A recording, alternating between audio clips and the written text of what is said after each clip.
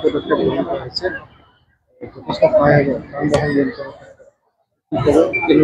হয় আজি আমাৰ মানে ওদালগুৰি আৰু তৰফৰ পৰা আমাৰ ট্ৰেফিক টিম থাকে আমাৰ ট্ৰেফিক ইউনিট এটা থাকে যেনে ওদালগুৰি থানাত আছে ৰোজা থানাত আছে তো ট্ৰেফিক কণ্ট্ৰল কৰিবলৈ অকল মানুহকেইজনে কণ্ট্ৰল কৰাটো অলপ অসুবিধা কিছুমান ইকুইপমেণ্টছ লাগে যেনে কোনোবাই যদি মদ খাই গাড়ী চলাইছে আমি ডিটেকশ্যন কৰিবলৈ ব্ৰেথ এনালাইজাৰ মেচিন এটাত থাকে বা কেতিয়াবা আমাৰ ৰাতি যেতিয়া ট্ৰেফিক কণ্ট্ৰল কৰিব লাগে এতিয়া মানুহে যদি আমাৰ ট্ৰেফিক পুলিচ পাৰ্চনেলক যদি দূৰৰ পৰা দেখা নাপায় আন্ধাৰত তেতিয়া আমাৰ ট্ৰেফিক পাৰ্চনেলৰ ওপৰতে ৰিস্ক সেইকাৰণে ৰিফ্লেক্টৰ জেকেট কিছুমান লাগে বা লাইট জ্বলা বেটন কিছুমান লাগে বহুত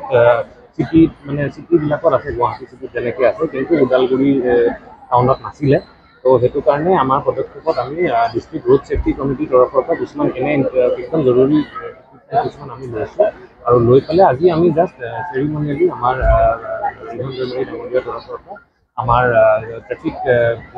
ট্ৰেফিক টিমক হেণ্ড অভাৰ কৰিছোঁ আৰু আমি আজিৰে পৰা সেই ইকুইপমেণ্টবিলাক ইউজ কৰা আৰম্ভ কৰিম যাতে আমি মানে পাব্লিকৰ কাৰণে আৰু ভালকৈ কাম কৰিব পাৰোঁ আমাৰ মেইন উদ্দেশ্যটো হৈছে যে ট্ৰেফিকটো প্ৰপাৰলি মেইনটেইন হওক যাতে কাৰো অসুবিধা নহয় আৰু এক্সিডেণ্টৰ কাৰণে কাৰো জখম নহয় বা কাৰো যাতে কোনো যাতে মৃত্যু সামৰি ল'বলগীয়া নহয় তো আমাৰ উদ্দেশ্যটোৱে হৈছে জিৰ' এক্সিডেণ্ট আমি